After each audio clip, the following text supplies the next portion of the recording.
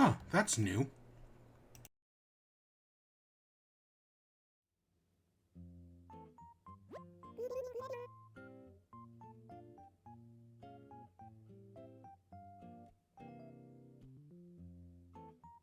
Good evening, everyone. Right now it's 9:01 on November 5th. For today's announcement, first I have an ordinance update. The beautiful island ordinance is in full effect starting today. Please join in our efforts as we focus on watering flowers, removing weeds, and reducing our garbage output. Let's all work together to protect nature, the natural beauty of our beloved home. Moving on, I'm very happy to announce that our museum is adding a cafe. The museum is closed for remodeling today, but any inconvenience, it will be worth it, I'm sure. My sincerest apologies to our museum's esteemed patrons. I hope that everyone will visit the completed cafe tomorrow. Blathers asked me to pass on that message, and I hope it captured his excitement. I hope you all have a lovely day.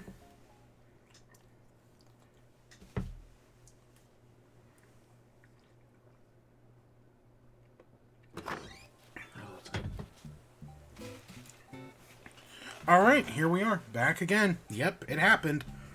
I actually came back for another day. Now, let's see. I know we have some stuff in the bank. Oh, we got our gift from Lucky for birthday yesterday. Whatever that is. Whatever this is. Oops, didn't mean to close that. A handheld lantern and a letter from Coco.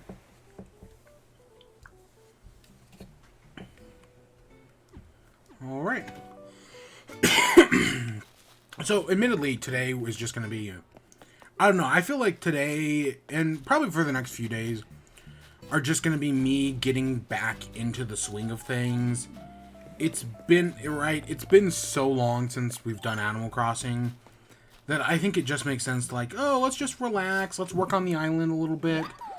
Like I said, at some point, we're going to set probably this weekend...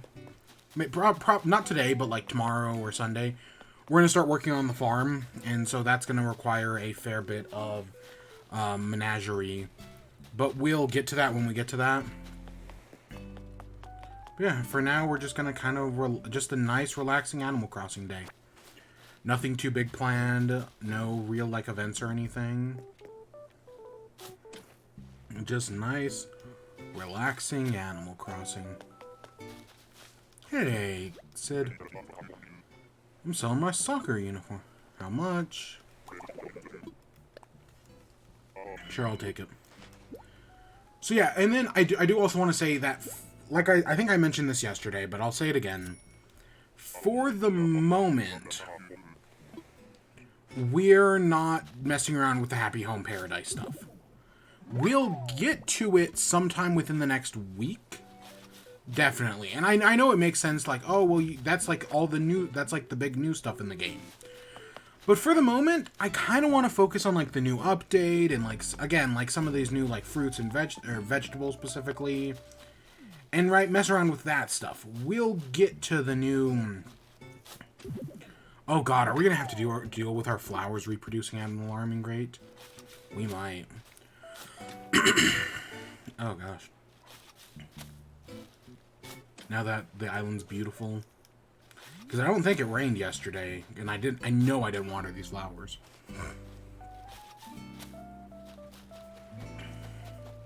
But yeah, so we'll get to Happy Home Paradise in the coming, like, week or so. It's not... Okay, I remember what these two are. We'll come back to those a little later. It's not my top priority, is what I'm saying.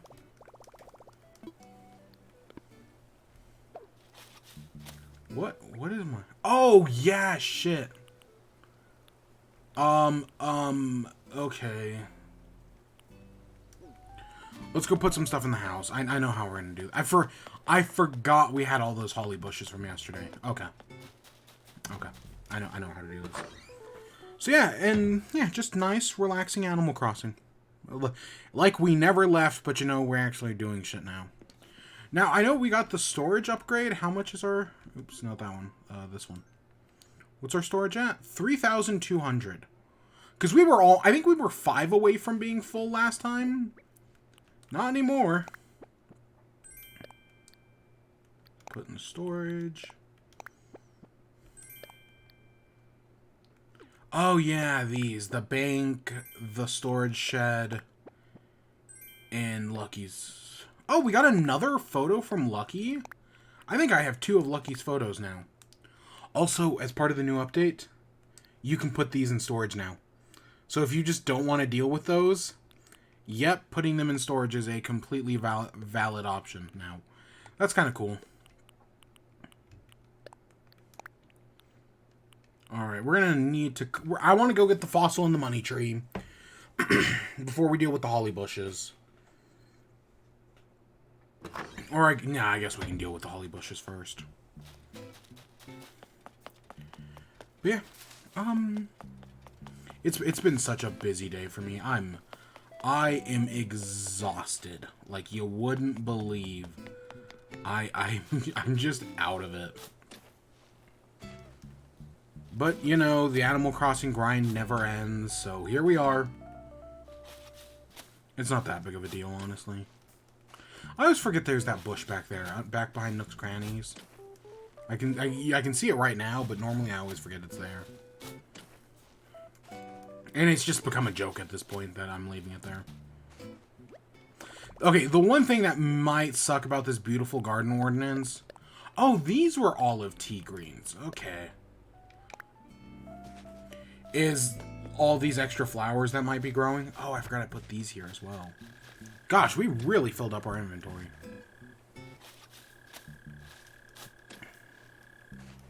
Yeah, just... Yeah, because part of me with Happy Home Paradise, well, it's neat. And right, it's basically a whole new game added to this one. And I'm excited to use stuff like counter space and partition walls, light colors. All that sounds really fun. I also know I'm a terrible decorator. Like, the best building I ever designed was over at Harv's Island. Or, you know, the best room I ever designed. Because I'm not really much of a designer. Like, I'm not very good at it, per se. So, yeah, that's something that horrifies me. Is that, like, oh, God, what terrible creation am I gonna make today? You know, because I'm terrible at it. I don't know. I think our upstairs kitchen is okay. Admittedly, I stole our basement design. The basement design is stolen. So is the animal talking set stolen, as was the bowling alley. But yeah, if you want to like see like, oh, this is my design skill, you can just look at the main room or the bedroom in the house. Because they have, like, nothing going on for them.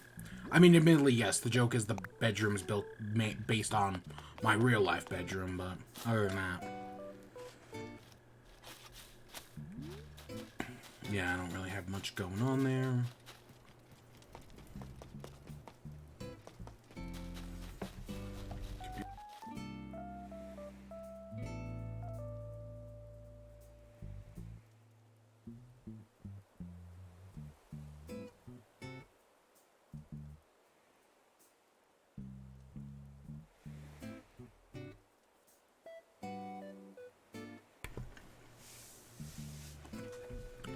So I'm still trying to think about how I want to do in chat. Because part of me... Because, I don't know, because one of the things that happened during Animal Crossing is because we were doing it every day, we weren't really talking about much stuff. Like, it became kind of... I'm going to use the word stale. So I tried to... Because, you know, we're just walking around, we're doing flowers every day. So I worked in chat into Animal Crossing, because that was like the natural progression of things. But now for season, it's like, do I want to do that, or do I want... Because in chat would normally be right now. It'd be a Friday night. Admittedly, I didn't even look up any news stories for tonight. I mean, what happened? Game companies were probably abusive again. Oh yeah, we can't even go into the museum. I'm sure other stuff happened as well, but... did Nintendo do anything stupid this week? No, I mean, always. Oh, Nintendo sales numbers, that's what I'm thinking of. Is this that's still there? Huh, strange. Yeah, we got sales numbers for Nintendo this week. And Mario Kart 8 Deluxe, best-selling Mario Kart game ever, period. It's now sold more. It's sold like 38 million units, which is more than Mario Kart Wii, which sold 37 million. So that's... I eventually, like, I had Mario Kart on the Wii U, and then when the Switch version came out, I was like, I don't need the Switch version, I have the Wii U version. And even eventually, after enough time, it broke me down as well, and I bought the Switch version. So yeah, that happened, and I'm part of it as well. Of course, then that puts us into the infinite cycle of, will we get Mario Kart 8? Will we get a Mario Kart 9, I mean, or will we just never get anything ever because you know how fickle Nintendo is. Hey, cousin. So we can't do anything with that, but we can sell some of this other stuff. Or with the fossils, I mean. Oh, hey, somebody lost a thingy.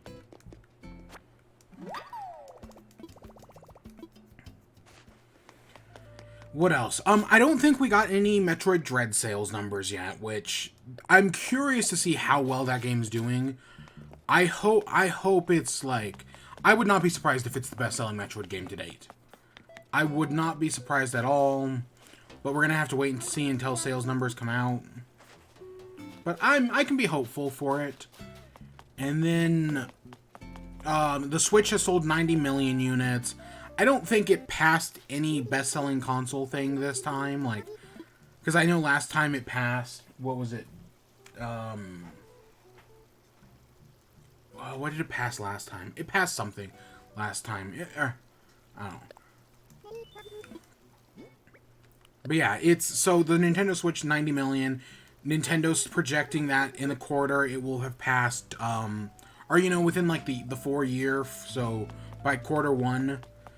So that includes the holiday season. It will have sold 25 million in total this year, which, yeah, I could see. We don't know how well the Switch OLED is selling, obviously, because that's still too early as well. But I'm going to assume it's doing fine. Hey, Lucky. You drop this?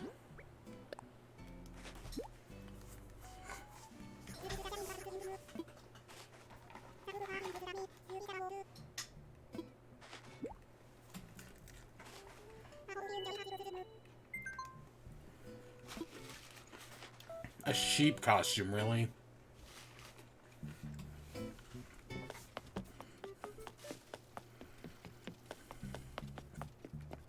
Alright, we'll check out those in a minute. I think this is everything we have at the moment, so let's just go sell some of it.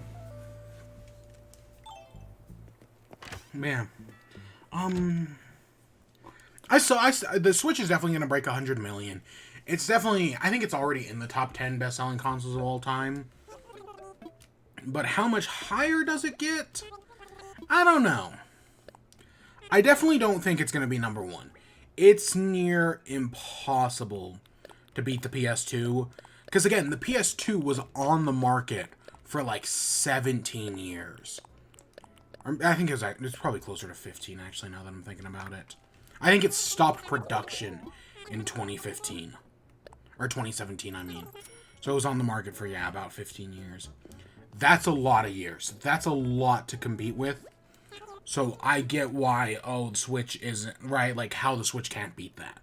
The DS is at, like, 150 million. That may be where the Switch taps out. Honestly, if Nintendo's lucky, the Switch taps out at about 150. It's probably not going to do that much, though. But it's still selling, like, crazy well right now.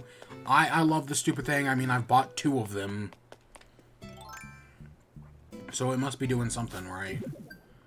Alright, we got gyroids. Babloid. Now, I judge gyroids completely aesthetically. Like, I don't give a shit what they, like, the sound they make. At least not for the moment. We'll mess around with that another day, maybe. Yeah, I judge them completely aesthetically.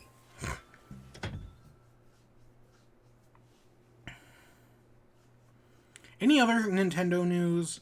Oh, Skyward Sword HD has already sold. Oh, look at you. Oh, look at you. You do. Oh, my gosh. You're cute. A Tremloid. Oh my god. Do you remember... Okay, here's something. There was a... So, the show Foster's Home for Imaginary Friends. There's one episode where they, like, go to the mall or something like that. And while at the mall, they find, like, this dancing... Oh, hey, Peck. Okay. That's a surprise.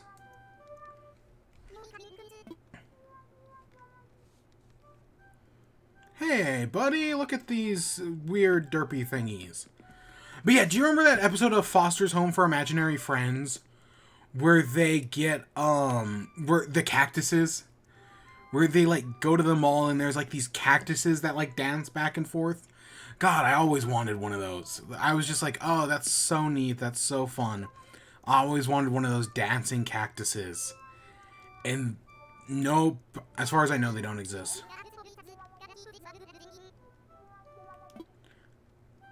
Thanks for coming, Peck. I thought you had to invite villagers over. Nope, they just show up, I guess. Okay, weird. Strange. But yeah, I always wanted one from one of the dancing cactuses from Foster's. And, I mean, I'm sure something like them exists. Like, I know there were those flowers that, like, danced like that, but... There was never anything like those dancing cactuses, man. And then you just got a bunch of them, and that's such a fun episode.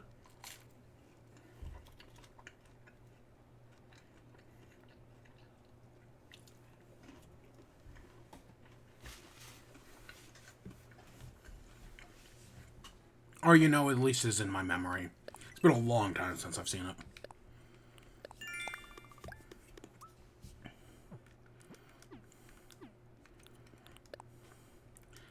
I wonder how...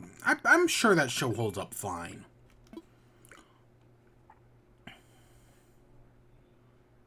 Okay, so you'll need a kitchen to prep these items. So we got the... I think the Lily Wand was given to us by... Celeste. I think that's where we got that from. The stone kitchen. That's interesting. Doesn't really fit the aesthetic of our house, but we already know we have a kitchen that we can work with. And then this is just the ladder. So we've got sugarcane, wheat. And then we've got all these things. Oh, we can make... Oh, give me a second.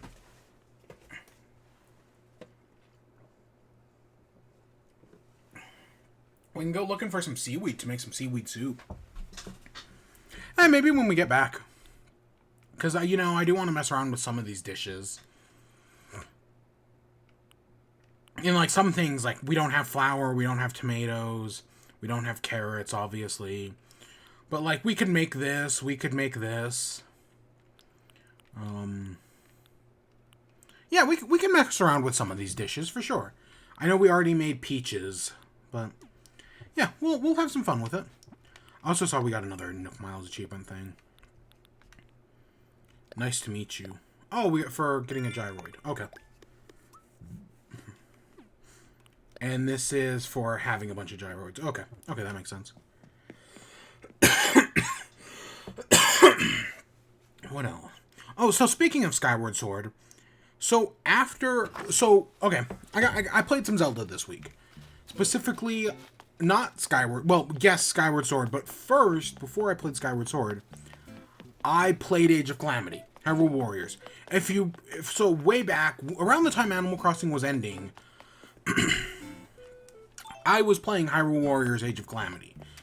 I was doing that off stream, and then the Switch broke, and I never finished it. I never finished Age of Calamity. I was a fair few ways into it. Oh, hello, hello. You have more storage in your home? Yes, yes. Perfect for storing all sorts of furniture. Then we can expand your storage even farther. Well, we'll worry about that in like a week or so. But yeah, so I've been playing Age of Calamity, then the Switch broke and I had to stop playing it. Well, since I have a Switch again, it's like, oh, well, I should finish Age of Calamity. Obviously, right? Gosh, that's all. Is that all? That's almost all clothing today. Still another, just a Black Lantern. So yeah, I booted up Age of Calamity again, and I messed around with that for a few days. And I was able to beat it. I was near the end of the game, actually. I think I was through the main story missions. I was like 85% done with them. But you know, there's a bunch of like other side questing missions. We're gonna buy all of these other licenses we don't have yet. But yeah, so I was yeah, like 85% of the way through the main story. And I was able to do all that. And I did a bunch of like side missions as well. Actual like percentage of the game completed? Probably like 60%-ish of the game completed. Because what got me thinking about it again was the DLC came out. Haven't played the DLC. I don't even know if I will. I never even played the original Breath of the Wild DLC. I don't know, even though I loved Breath of the Wild to death, Game of the Year, one of the best games ever made, I just never played the DLC. That's something I'm going to have to do before the sequel comes out. Plus, I also just kind of want to replay Breath of the Wild again. Because that was part of it. Because I think I had mentioned before I'd been watching Breath of the Wild speedrunners and a few other, like, fun YouTubers and whatnot who do Breath of the Wild. So I was like, so it's got me thinking about it. And instead of just playing Breath of the Wild, I instead played Age of Calamity. And yeah, I enjoyed it. It's a good game. It's definitely, like, I always thought Warriors-style games just weren't my type of game. Like, I played one of the Dynasty Warriors, and I think, God, was it 4? It was like 4 or 5, because I think we're up to Dynasty Warriors 9. And it was like 4 or 5, and I was just like, these aren't really for me. But slap a Zelda coat of paint on that, and yeah, I enjoyed it a lot more. I thoroughly enjoyed me some Age of Calamity. It was a fun, interesting game that I had a good time with. Yep, I had a good time with that one. And of course, maybe I'll one day get around to the DLC, and they're still like towards like 100% completion. There's still a lot I have to do. Some of it I definitely had to hit the skill ceiling on. Like, there were some characters that I'm just fucking terrible at. Ooh, do I have this one? I don't think I do. I think this is one of the new fence types. But yeah, oh god. Yeah, there's one. The game's been out for almost a year now, so I could give away spoilers if I wanted to.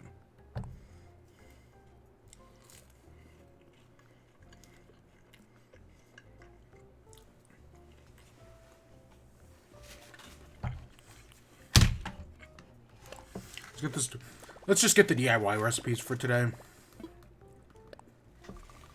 Yeah, so I could give away. So I guess spoiler alert for Age of Calamity. Which, by the way, okay, so the story introduces time travel. Because Age of Calamity, like, even though it's like, oh, this game is a prequel to Breath of the Wild that takes place during, right, the days that lead up to Calamity Ganon returning. And yes, that's true. But at the same time, it's an alternate timeline because, you know, they go back in time to basically stop Calamity Ganon from destroying the world and, you know, sending Link to the Shrine of Resurrection for 100 years. And, like, that's immediate. That's something that happens immediately upon start of the game. Is that the plot makes time travel noises and time travel becomes possible. And I don't mind it at all. I actually like the idea of an alternate timeline where all the characters don't die. That's appealing to me. I know it's not the main timeline, and I know why people could have problems with that. But personally, I have no problems with that. But during the story, you get to a point where the characters, so you have the champions, and then, you know, there's like the champions' descendants who you meet in Breath of the Wild. Sidon, however you pronounce his name. The bird, the new chief of the Gerudo people, and I think it's Durok's son. I think that's supposed to be his son anyways. Yeah, they travel back in time to save Mifa and Urbosa, Rivali, and the other one. Let's go on the Captain Island tour. Yep, I'm ready to go. So yeah, they go back in time to stop that. And I just, like, conceptually, I was like, oh, these characters are fun. And then I was just terrible with them. Especially the leader of the Gerudo, whose name I don't remember, has a sand seal. And I was like, oh, that's so cool. And I just hate playing as her, because her style just doesn't work for me.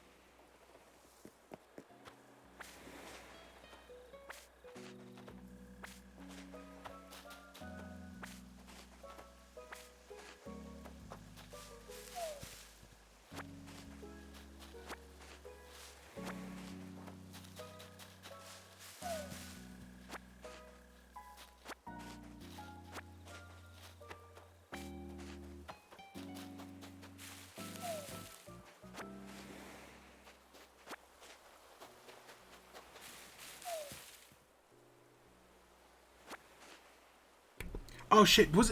I freaking unmuted it and it didn't it didn't. Ah, God! I'm surprised tomatoes are here. I did not expect tomatoes to be here. I didn't even think about that. Oh, we also have to find the bottle back at home. I didn't even expect to see tomatoes here. That's such a big surprise. Wow. Okay, I can't believe the mic didn't unmute itself. God damn it! I fucking hate this thing because I try to mute it and it doesn't work, and then I try to unmute it and it also doesn't work. The button's so fickle. But yeah, so yeah, that was Age of Calamity, and one of the, because yeah, that's like those characters who I didn't. I mean, though, Duroc, the Goron, is like, he's fine. He's not too strong, but he was fine. Or, you know, his son. Because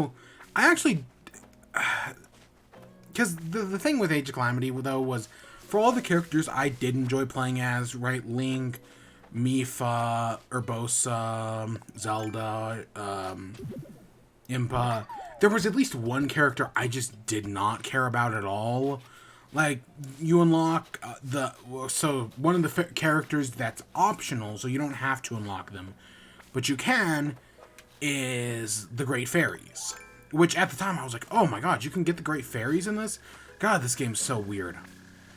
But at some point, it was like, oh, okay, you get the Great Fairies, but I don't actually like playing as them. And there's a few other characters like that are like, oh, these are weird characters to have in this game. Oh my gosh, this bottle has a cooking recipe in it. You can actually see it. Ooh, that's interesting. Yeah, so even with with like a bunch of characters I did not care about at all, I still enjoyed Age of Calamity. It definitely made me like a Warriors game. And maybe another day I will actually play, because I own Fire Emblem Warriors. I got it for like $10 at one point. It went on sale. And I was like, I'll just buy this to own this. Like Sushi Strikers or Codename Steam. Both which I think are games I got for, like, less than $5. And I'm talking the Switch version of Sushi Strikers. I think the 3DS version was, like, even cheaper. Yeah, you know, because, you know, sometimes you gotta get games for your collection. Even though I'm not really much of a videos games collector, man. I mean, I have a few, and there's some things I would like to get. But, of course, nowadays it's fucking impossible to get certain things. Just because of how expensive they are. I'm thinking Game Boy Advance games specifically. Okay, we got 1, 2, 3, 4, 5, 6, 7, 8, 9. I feel like 9 tomato plants are good, but I guess we'll get however many are left on this island. Because I don't feel like I need that many, but I think there's probably 12 in total, maybe a little more than that. Oh, yeah. And so after beating Age of Calamity, I was then like, okay, I'm still kind of in a Zelda fix, and you know, I got back into Age of Calamity because it was one of the games I hadn't beaten. Well, the other game I have to beat, or the other, you know, Zelda game I haven't played because I didn't have a working Switch at the time, was Skyward Sword. And I had Skyward Sword sitting on my shelf since July. Probably won't get a... I don't own new Pokemon Snap either, which is the other game I missed during when the Switch broken. I don't plan on getting around to that. Is that that's yellow, right? That's a yellow... It looks green in the nightlight, but I think that's yellow.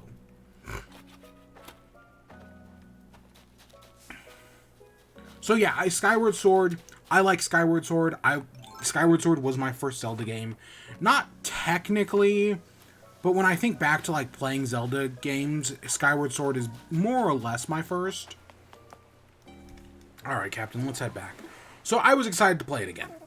I really was, and hey, it came out on Switch a while ago, so I've just been waiting for me to have a Switch again to play it, and now I do, so I started up Skyward Sword, and we'll talk about that after we hear Captain's song. Because, you know, we might as well highlight these things.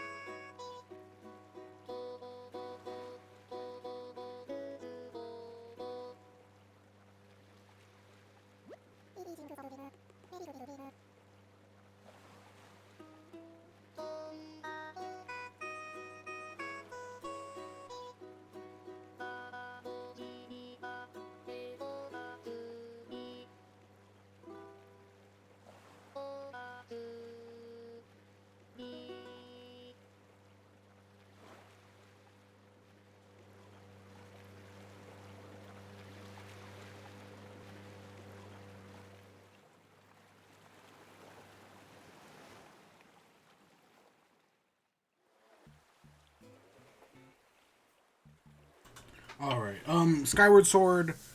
Skyward Sword? Yeah, I enjoy it. I do enjoy me some Skyward Sword. And I've been, admittedly, this time I've been playing with the, what's it called? With the joystick controls, which I wish there was more, like, control customization. Because, like, right now, how it works is with the right stick, you can swing around your sword, and then if you hold the L button, you can then mess with the camera. I wish that was switched.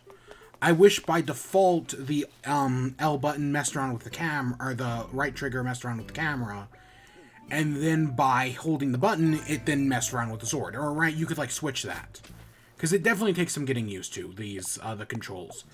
But I think they work fine. Like, at no point have I felt completely screwed over.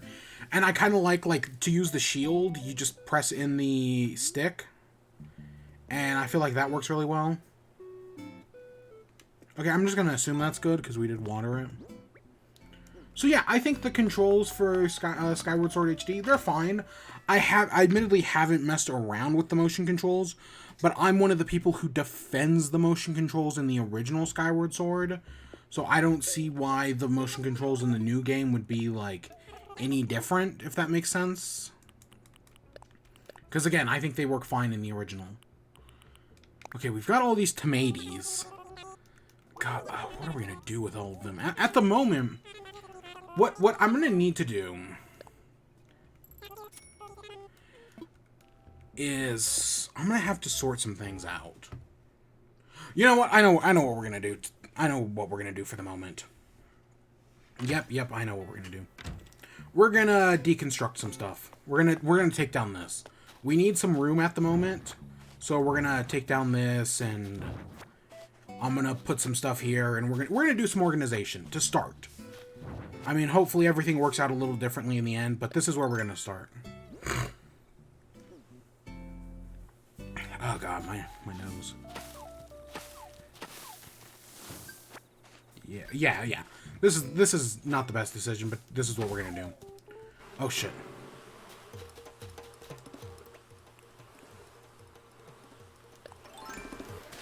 Ah, god damn it. I should have gotten farther away before we did that. I forgot that the bees freeze when you pull out your net. Yeah, so as of where am I in Skyward Sword? I've only played it for like 2 days, and I think I'd beaten the second dungeon. Cause I don't know, people really give a lot of shit to the tutorial of Skyward Sword. It takes like an hour, and I know for some people that sounds terrible, but honestly, an hour isn't that long, especially in Skyward Sword, which is like a 30+ hour game. Skyward Sword is, at least in my memory, one of the longer Zelda games. Of course, Breath of the Wild, you can easily put like 200 hours into it. But Breath of the Wild is one of those games also that can be beaten in like 20 minutes. Okay, I think the world record's like 30 something. But, okay, I think it's actually, I don't remember. I don't remember the world record for Breath of the Wild off the top of my head. I should, because I've been watching speedruns, but I don't. So yeah, with Skyward Sword, though, it's a much longer game, and it takes more time, and I'm fine with the tutorials aren't bad at all. They have definitely cut back on Fi, and that might also help a lot, is that she explains a lot less.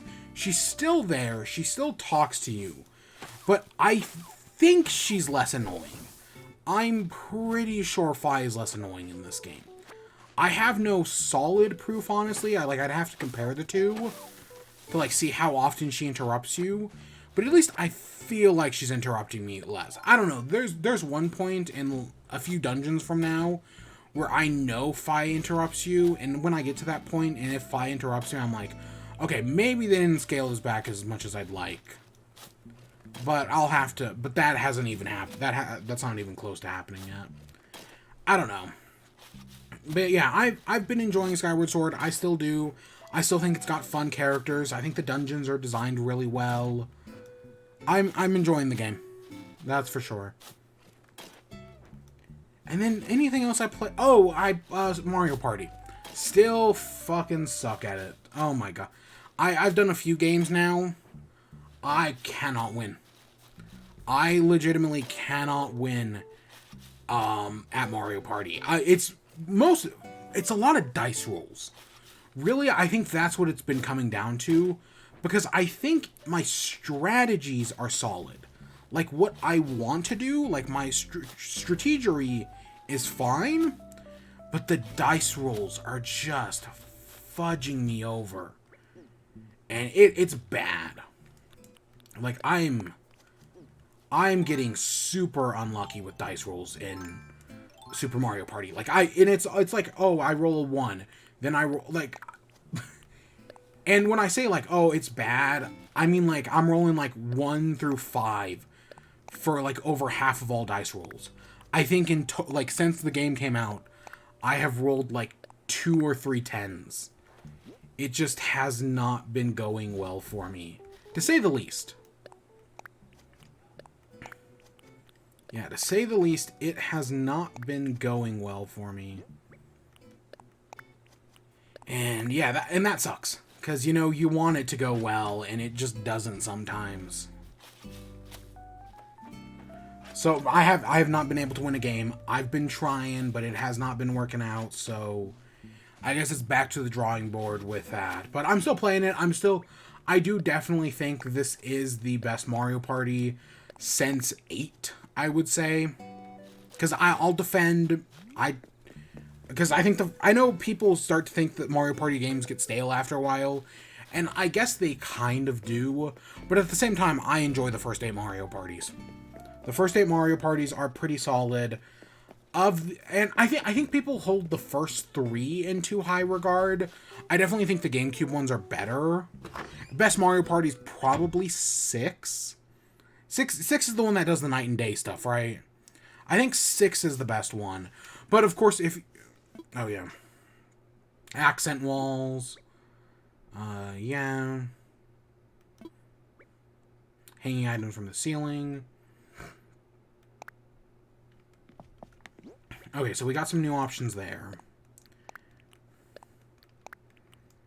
I should go buy some medicine from the store. But yeah, because yeah, I think 1 through 3 are fine. 4 is kind of weird because 4 is the transition one, and I don't think people like 5. I don't really have much memories of 5, but 6 is the best one. 7 is probably when like people say Mario Party gets stale after a while. I think 7 is actually the one I point to instead of 8, because 8 messes around with some things, and I know some people don't like that. But what I liked about 8 was how accessible it was. Not in like the accessibility sense, because you know a lot of the games require motion controls, and that for accessibility that's terrible. But like how, because it's on the Wii, basically anyone can play Mario Party 8 and have a good time. That's one of the great things about Mario Party 8, is that anyone can play it. And I feel like the barrier to entry is basically non-existent in 8, whereas I would argue some of the other games have a little bit higher of an entry. Oh, we got a duster. Sure, I'll buy that. I don't know how we can use it yet. I think that makes stuff sparkle.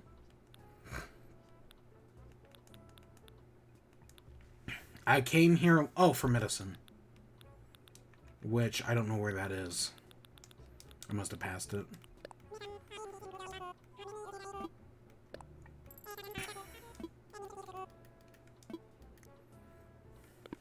What time is it? Okay, we've got time. We're gonna go harvest our pumpkins. I've been avoiding harvesting the pumpkins for a while now, but I think we have to go do that now. Like, legitimately, I don't think I've harvested the pumpkins since, like, day 400. It's been a while. Now, I am curious about something. If we dig up this green pumpkin, it shows it's a green pumpkin. Now, if we plant it, and we pick it, and then we dig it up... Yeah, okay, it still shows it's a green pumpkin. Okay, good. Because what I'm going to do is I'm going to arrange the pumpkins by color, because I want pumpkins of different colors. And so, because we'll find some way, we'll figure out some sort of system to even it out next week. I don't know what, but we'll figure it out. Or, you know, next week, sometime in the coming days. But yeah, and I think that's all I've been playing. I don't think, like, I've touched, I haven't touched anything else. I haven't touched anything on PlayStation, which I should probably, I don't know, at some point.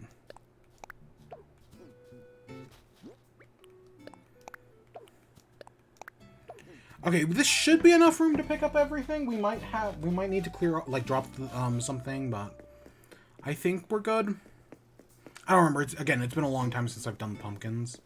And I know we barely have enough inventory space. We're definitely going to be selling some of our pumpkin starters, or throwing them out, or whatever. Because I think we have way too many. But I want to organize them by color.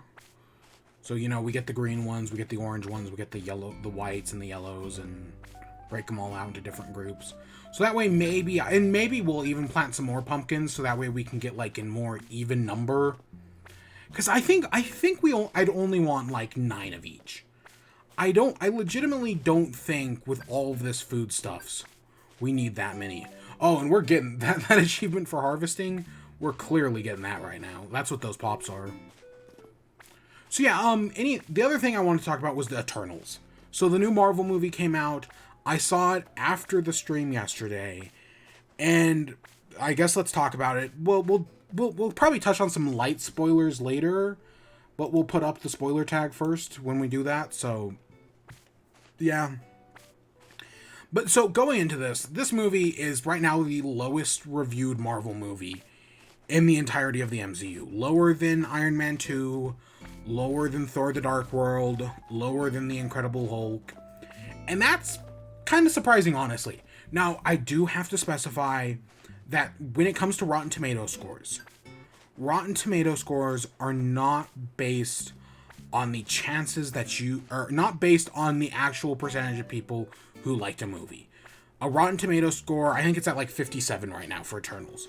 That does not mean it's like, 50, it's given like a 5 out of 10. Like that doesn't mean like, oh, well, it's got a 57 on a Rotten Tomato, so that's like a 5 out of 10 on IGN.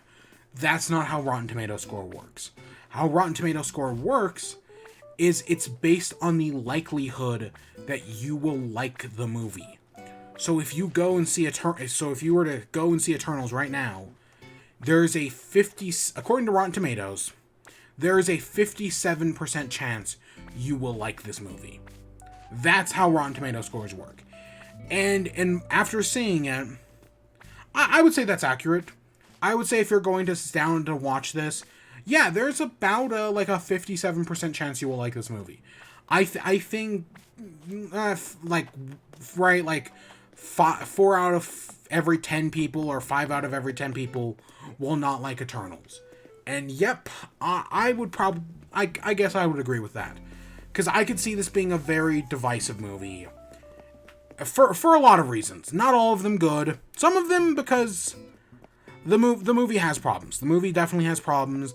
I would say it's long. It's 2.5 hours, and you feel that 2.5 hours. With Endgame, didn't feel it at all. Endgame's a 3-hour movie. Didn't for a minute feel that 3.5 hours, or that 3 hours. Yeah, 3 hours. Nope, didn't. Same thing with Infinity War. Infinity War's 2.5 hours, didn't feel it. Eternals, you feel it. You feel every moment of that 2.5 hours. It's a lot. It really is. There's some pacing problems as a result of that. There's some plot lines that are just weirdly handled, and could you have cut out like an hour, like half an hour of this movie and like not changed much? Yeah, definitely could have done that.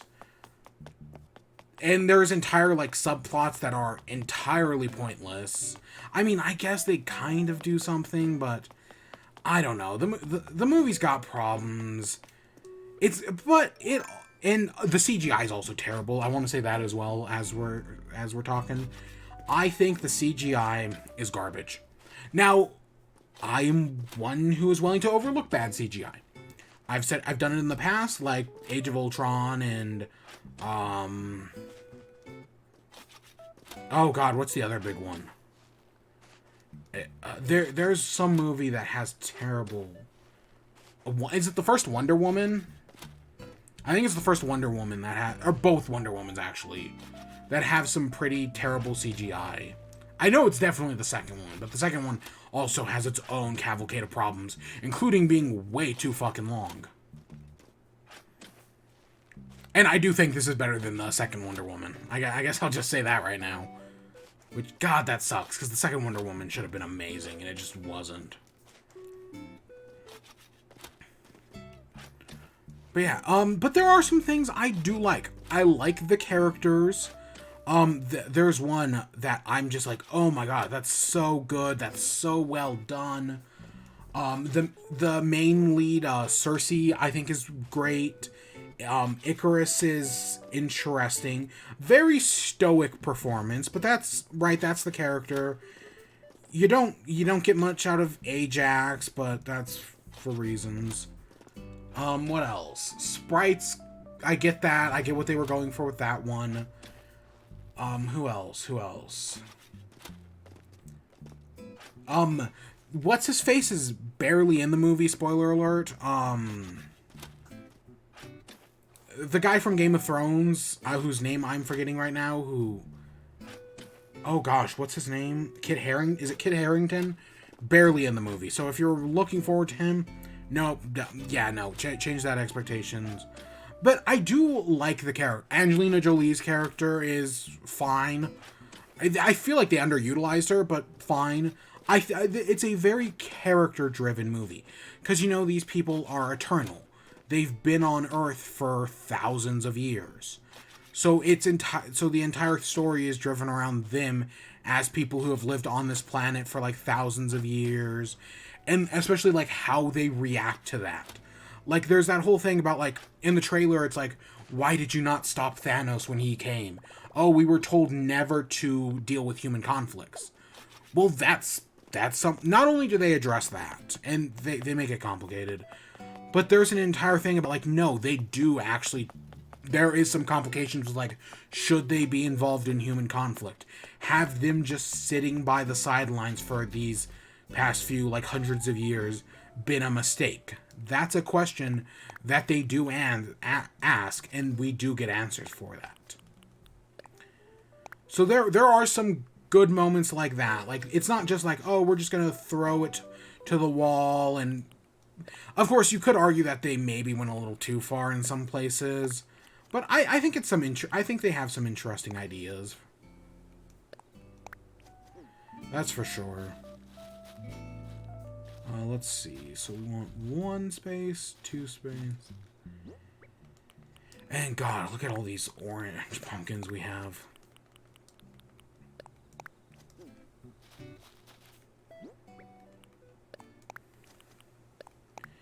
But yeah, what else? Is there anything else I can get to without spoiling anything?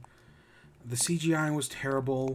Yeah, the pacing was kind of weird because these are people who have lived thousands of years. You like jump around where, like, oh, you'll be in the present day, and then you'll cut back to, like, a flashback that happened like 1,000 years, like 1,000 years ago, usually longer than that, for like 20 or 30 minutes, and then you'll jump back to present day for a little bit, and then you'll go back to flashback land for a little bit, and like the flashbacks aren't always, like, paced out great. Like, some last forever, while some are pretty short. It really all does depend. Did I put this? Okay, let me think. That's the middle. That's the middle. Is this the middle? I think I should move these one over. But yeah, if I have to get into spoilers, which, I'm just gonna put up the spoiler thing right now. So spoilers for Eternals. We're not gonna go too in depth or anything. Still go watch the movie. And so the first thing I want to say is, at one point in this movie, so the guy Icarus has the power to shoot, like, lasers from his eyes, and he can fly because he's Icarus. They explain at one point that, oh, the story of Icarus flying too close to the sun is based on him, but it was originally like a joke or whatever. Well, at one point in the movie, they visit, how do I put this? This kid sees Icarus, and he's like, hey, I saw you on the news. You're like Superman, right? You fly around, you shoot lasers out of your eyes, you have a cape. And I'm not just saying, like, oh, it's like, oh, you're like Superman. No, they literally, in the movie, say he's like Superman. And I was like, what? In a Marvel movie, they're referencing DC comic characters. At another point, so Kumail Nanjiani's character, he's the so the movie, most Marvel movies, they'll have, like, oh, we're going to do this serious moment, and then we're going to interrupt that tension with, like, a quip, and, like, we're going to make a joke out of it, like, God, God, there's dozens of examples. I'm thinking of like, oh, when like at the beginning of Thor Ragnarok, when Surtur is giving his like speech about he's going to destroy Asgard, and then Thor's just like, oh wait, let me turn around real quick as he's spinning on the chain, where it like takes these like serious moments. I know people hate. I guess people hated that scene in Black Widow, where they reference like the in the Red Room they cut out the uterus. And, like, Florence Pugh makes a joke out of it. And people are like, this is a serious topic. How dare Marvel make a joke out of it? Which, okay, that one is bullshit. Because, to be fair, in Age of Ultron, they do take that topic seriously. That they don't interrupt that moment with a quip. They take that moment seriously. And then they make a joke out of it in Black Widow. And I thought the joke in Black Widow was fine. The controversial take, but maybe. I thought it was fine. Again, I thought Black Widow was fine. In this movie, nope, they don't do that. They might do it like once, but it feels more in character for the movie. Because instead, a majority of the comedy in the movie comes from Kumail Nanjiani's character. Which, I mean, if you're getting Kumail Nanjiani, take advantage of him. And I thought the humor was fine. Like, it's definitely nothing that blows me away, but I thought it was fine.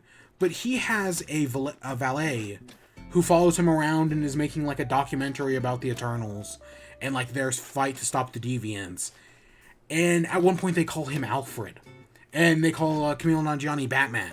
And I was like, what? When the scene happened, I was like, what? Did they just make a DC reference?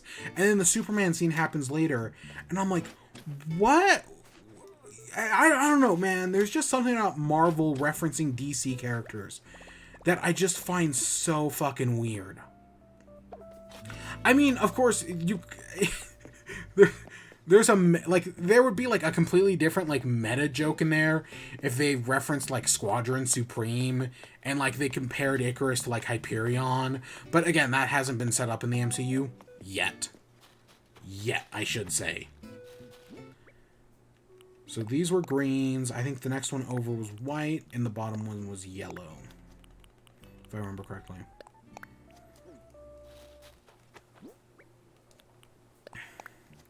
So yeah, I don't know, that's just weird. That was just a scene that I just found weird. Like, they're referencing DC in this Marvel movie. Which, I mean, I guess that just shows how iconic DC is, that not even Marvel can get away from referencing them, which, yeah, makes sense. So yeah, that was just a thing that kept standing out to me. What else? Not going too deep into spoilers. So, I think is it Phantos? Oh god, I don't remember his name. But the technology guy. He's like the technology guy of the Eternals. He does all the technology. He helps humans get technology. Well, at one point, he grows disillusioned with humans because of something that happens. And he's like, nope, I no longer give a shit about humans. Humans are dead to me, blah, blah, blah. But then in the modern day, you find out he's married and he has a son and he's gay. And all the scenes with him, his husband, and their son are fantastic. That's one of the other comedy pieces in the movie, is like him just trying to be a good dad and they're playing it for laughs because they're around superheroes. And that stuff is all so good. And from what I hear, Disney is sticking to their guns. Because, this isn't like... Because, in like... Oh, God, what was the fucking movie? Rise of Skywalker, how at the end there's a lesbian kiss, but it's something that could easily be edited out for the foreign release. Oh shit, the shop's closed. The shop just closed right as we need a new shovel. I guess let's go make a shovel. Fuck. So yeah, Rise of Skywalker had a lesbian kiss that could be easily edited out of the movie. This is a much more integral part, because his motivation is that he wants to protect his son, right? And that's why they're trying to stop the deviants and whatnot, is because they can't let the world be destroyed by them. And there's a little other stuff in there, but I don't want to go into spoilers. So, we should probably put the storage crate out there. That would make sense. Or we should probably also put it over on... We should probably buy another one, actually. But yeah, so that's a big thing in this, is that he's like a father who wants to protect his son. And I honestly, I think he might be the best character in the movie, just because all that shit is done really well, and like he's just trying to be a good dad, and it gets some, you get some, the funniest moment comes from that, in my opinion. But yeah, and then some of the other characters, like one of them, Druig, has like the power to mind control people, and he becomes like a cult leader basically, because he grows disillusioned with humanity because they keep killing each other, and he's like, no, this has to stop. We should do something. We should stop them. And when they tell him no, he becomes basically a cult leader, and like takes over a bunch of people's minds. And yeah, I don't want to go into too many spoilers though. There are definitely some things I have some. When did we get park fencing? I don't remember ever getting park fencing. I do definitely have some other thoughts, but I don't know. The movie's too new. That's the thing. The movie is too new, and I don't want to give the game away. But there are definitely some other things where I'm like, this is a problem. I don't like this. This doesn't work. Or there's one thing where I'm like, really? We're doing this again? But it's definitely, the movie, like I said earlier with like the humor. The humor is where it like stands out. But the movie feels different than other Marvel movies. And some of that's good, some of that's bad. Like, I know some people would be happy with the quippiness. This definitely is less of like a main, you can tell Chloe, I don't remember her last name. You can tell this is done by like one of these like big time Oscar winners who, again, just she did No Man's Land. She just came off that Oscar win. So you can definitely tell this is definitely the most art house Marvel movie. Like, I know we said that like Shang-Chi felt different than other Marvel movies. Like, it felt more like a one of those classic kung fu movies or something like that. No, this movie feels different than all the other Marvel movies. And that's a risk that, again, some people are going to like, some people are going to hate. I definitely think for the like an average consumer audience, they're going to find this movie boring. That's definitely something I see. For me, being, I'm not a high art critic or anything. I think a lot of high art's fucking overrated. Art is art. And there's a lot of pretentiousness in all art industries. But for me, I'm like, no, some of the more artsy stuff in here, I'm fine with that. Yeah. Yeah, I like Eternals. I don't love it or anything. I like I said, I think 50% of people aren't going to like this movie. If I had to give it a score out of like 10, I'd probably lean closer to like a 6. But I didn't hate it. That's the thing. No. Did I? Nope, not at all. Do I think it's the worst Marvel movie? No, also as well. I would probably put it... I do a thing where me and a group of other people watch every Marvel movie. And kind of funny, right? And when we did our rewatch in the lead up to Endgame, I was like, hey, let's rank all the movies, and I used the kind of funny format for MCU in review as like a ranking. So, we vote, and that moves movies up the ladder until they run out of majority. And once they stop getting majority, they can no longer move any higher up. So yeah, I've been doing that for a long time now. And at the bottom of our list is Hulk, Thor 2, Iron Man 2, and the first Thor. Eternals is right above all those. So I think, and I stand by that. Like, a lot of this list is like the list of ranking every Marvel movie is proof that democracy doesn't work. Or at least majority vote doesn't work. Because some of that's fucking garbage. Like, Doctor Strange is way too low on this list. But that's where it is. I'm not going to read the list. It's a fucking nightmare. But that Eternals is I think at like 20-ish or something like that. It's right above Thor the Dark World, Iron Man 2, and okay, so at number 26 is The Incredible Hulk, number 25 Thor the Dark World, number 24 Iron Man 2, number 23 Thor, and then at number 22 Eternals. And yeah, I stand by that position. And then above that, at number 21 is Captain Marvel. And at number 20 is Captain America. Now, I could see some people being like, "Oh, you put Captain Marvel above this?" And yeah, I guess I do. I don't know. Maybe on like a personal list, I would probably say Captain Marvel. I don't know. See, okay, what the problem is it becomes the complication of what's worse, being a bad movie or being a boring movie. I think Captain Marvel's biggest problem is that it's not a bad movie, it's just kind of a boring movie. It's very samey, very predictable, it doesn't take any risks. Like, it's just another MCU-style origin movie. So that's the worst I have to say about Captain Marvel, is that it's just kind of boring at the end of the day. Like, it doesn't do anything that interesting. And that's kind of the problem with that. Eternals, meanwhile, I think is more interesting, but it's also worse. Like, it's a worse movie, but it's doing more interesting things. It's taking more risks. And it becomes a debate. What's worse? To be bad or to be boring? And those are two fairly standard arguments. I know people like Yahtzee Croshaw when he does his Game of the Year list best worst games list. He does best, worst, and blandest because sometimes the middling, boring stuff is actually the worst stuff. And yeah, fair point. Fair point to one old Yahtzee Croshaw. So yeah, that's really what it comes down to. Is like, hey, Captain Marvel is takes less risks and is a little bit more boring, but it kind of is a better movie because Eternals definitely has its fair share of problems. But I think Eternals is more interesting. So maybe personally, I would probably put Eternals higher. But vote by democracy and all that. Plus, the rest of this list is screwed up as well. Like, Captain America is also pretty low, and I definitely don't think this is better than the first Captain America.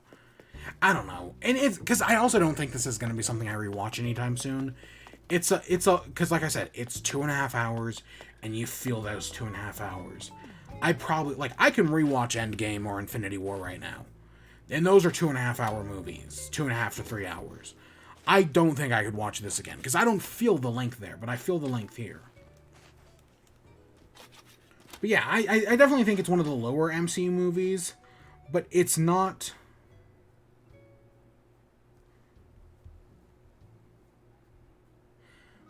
Oops. But it's not... I wouldn't put it at the lowest, no. I do think Thor: The Dark World is worse. I think... Oh, okay, whatever. But that's just me, personally. Opinions... Everyone's got their own hot takes on it. And of course, unlike people came out against Captain Marvel because, strong woman movie. This is definitely one of those movies that I can predict that people are going to come after because, it's got a highly diverse cast. One of the main characters is gay, and it's very blatant. And I'm glad it is. I'm glad they go into it. It's got a character who communicates with sign language.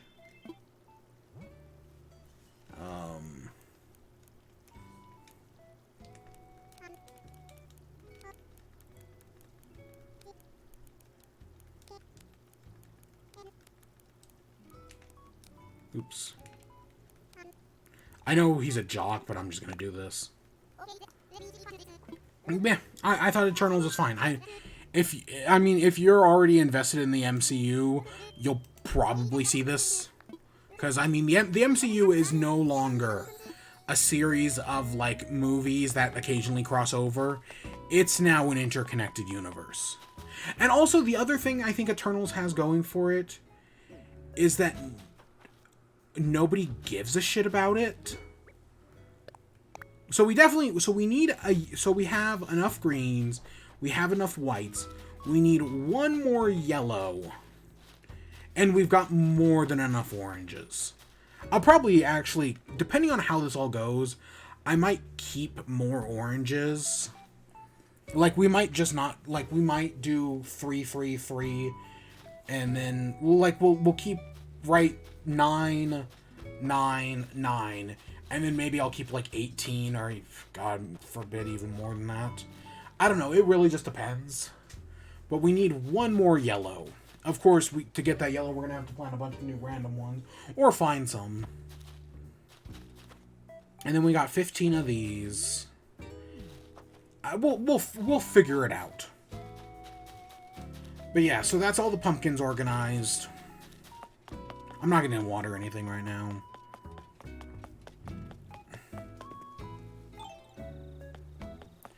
Okay, so normally I would end off right here because, you know, we started doing this, right? We took all these plants down. And next we got to decide, like, oh, what are we going to do with this plot of land? How far are we going to extend this plot over here? Right? Are we tearing all of school down? Are we tearing Snurch down? That's some of the stuff I'll have to figure out next time. And probably the coming days. And so normally we would end off right here, because I feel like we've made some progress. And we've been going for an hour. But real quick, we're going to go to Harv's Island. Because I don't know how Harv's Island... Like, Harv sent us a letter to come visit. And I want to at least get the... Kind of like Brewster. I want to get the ball rolling on that before we actually go and visit Brewster. Right? Before... I want to get the ball rolling on the Harv's Island stuff before we actually do anything else. And then we'll end off. So we'll just take a quick visit to Harv.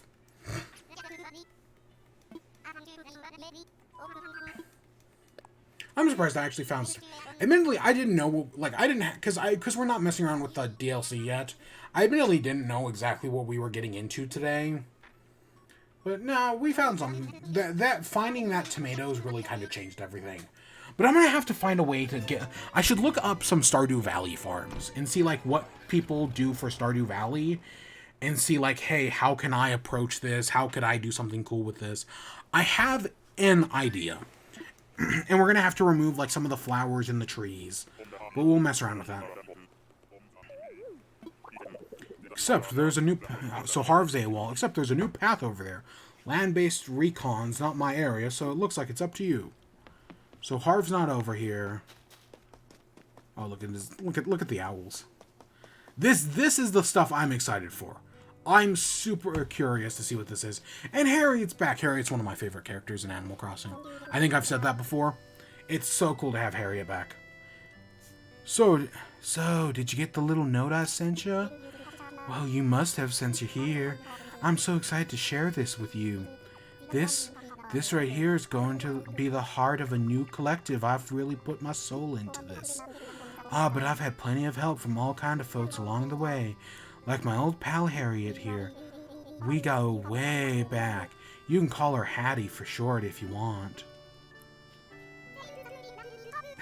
They most certainly cannot call me that, Harv. Only you can call me that. Sorry, sugar. I'm Harriet. It's nice to finally meet you. I've heard all about you from Harv here. Well, there you have it. So where was I? Oh, right, my dream collective.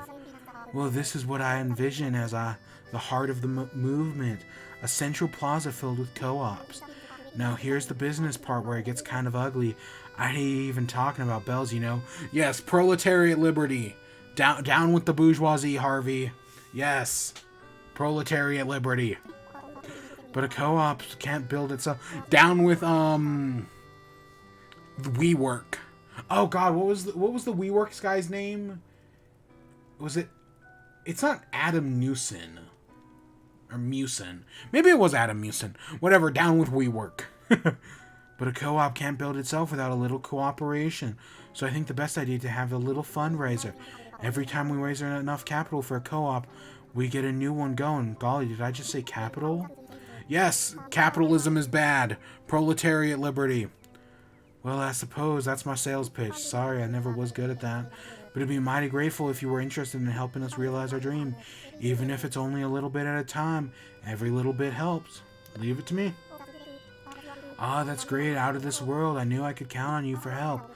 I actually got another old pound to volunteer as well. You know my buddy Lloyd, don't you?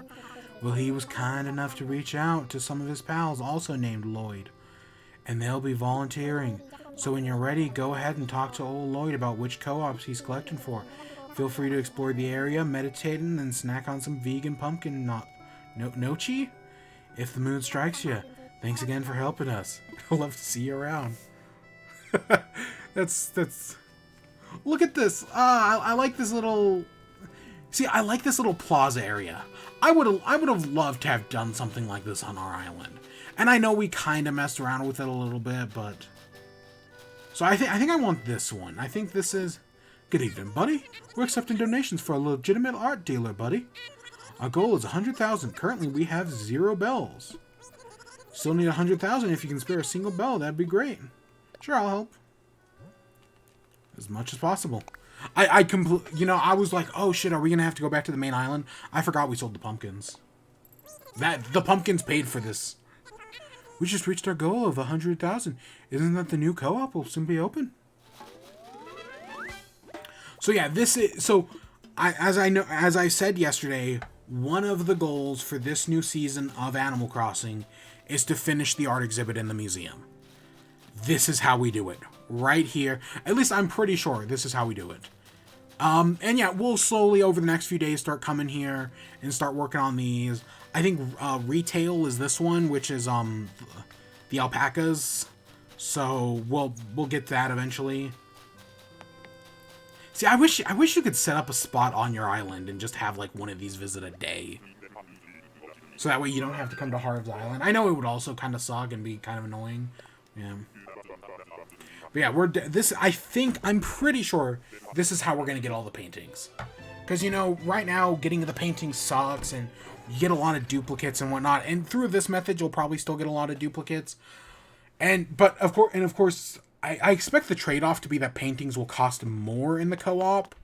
But that's nothing, because again, we have like $80 million. Because we're freaking loaded.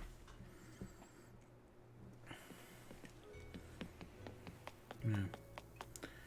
Yeah, we've definitely got some changes to think about with all of this, even. Cause yeah, but yeah. So we've started with the garden. I know. I've got a lot of renovations going. Like we've got Crab Rave over here, but I have a lot of other renovation ideas, and I think the garden's going to be the first one. We will get to. I know Happy Home Paradise is the big new thing.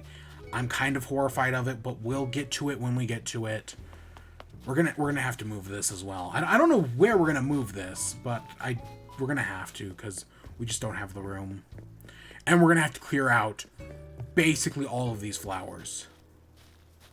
Part of me would like to maybe keep some of them, but I don't know. We'll figure it out.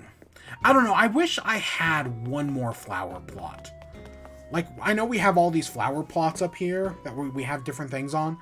I wish we had just one more. Oh, actually, you know what? No, fuck it. We actually do. All of these roses can be destroyed. Now that I'm sitting here thinking about it, we have 2 rose plots. We can totally destroy one of these rose plots. That might happen in the future. We might destroy this rose plot and move all of these or at least move some of these roses over here. I don't know. So right, we have this right here. We have the flag right here. I've actually been thinking as part of season 2, we'll put another flag up here. And that's something we'll probably work on in the future. That's going to be one of the short or long-term goals. Because I actually think we have all the flowers we need for it right now. But we'll get around to that when we get around to that. Hey, Flick, I completely ignored you today. Even though I think we have, like, some spiders or whatever I can sell to Flick. Hey, Whitney, there you are. Yes, we meet again. Yeah, so today we went a little... Today was a late night thing, but admittedly I was fucking exhausted today. I was just completely out of it. It's been a long day. It really has been. Hopefully tomorrow we'll do at a more reasonable hour. Oh god, and then I gotta figure out what board game I'm doing tomorrow.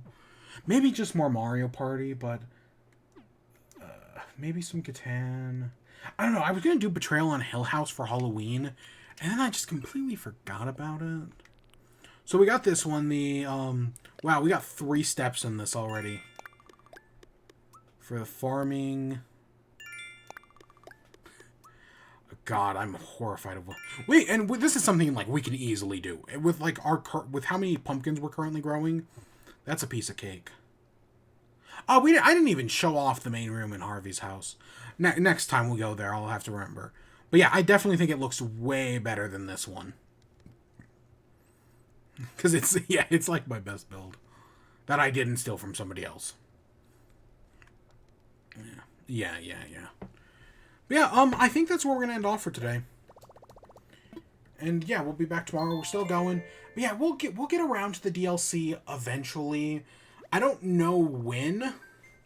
Because I haven't even bought it yet, admittedly. But when we do, I'm sure it'll all work out. Right now, like I said, I'm focusing on some of the new update stuff that helps improve the island. And doing gardens. Because planting was always something I wanted. Big fan of Stardew Valley. And it's cool to have it here. We'll have to find something.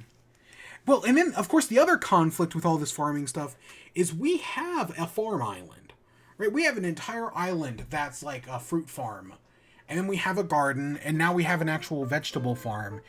And do I need, like, some differentiation to, like, set them all apart? I kind of think I do, but I don't know what I want to do. I don't know. That's something I'm going to be thinking about. I've got a lot to think about behind the scenes. Animal Crossing is definitely going to keep me busy. That's for sure. But yeah, I think that's where we're going to end off for today. So for now, I hope you all enjoyed. Stay tuned for more. Until next time, peace.